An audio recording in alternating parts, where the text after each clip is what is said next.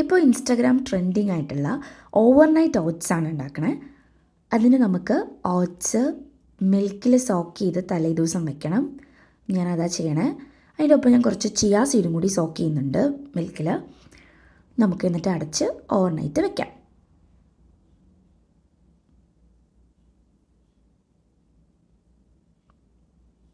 Okay, അപ്പോൾ പിറ്റേ ദിവസം ആയപ്പോഴേക്കും നന്നായിട്ട് സോക്കായി വന്നിട്ടുണ്ട്.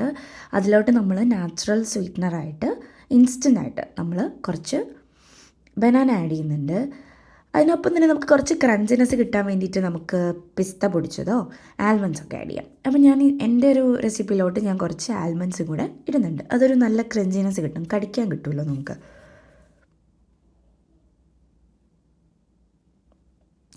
അപ്പോൾ ഓവർനൈറ്റ് ഓട്സ് റെഡിയാണ്. Very yummy, healthy too. Please subscribe.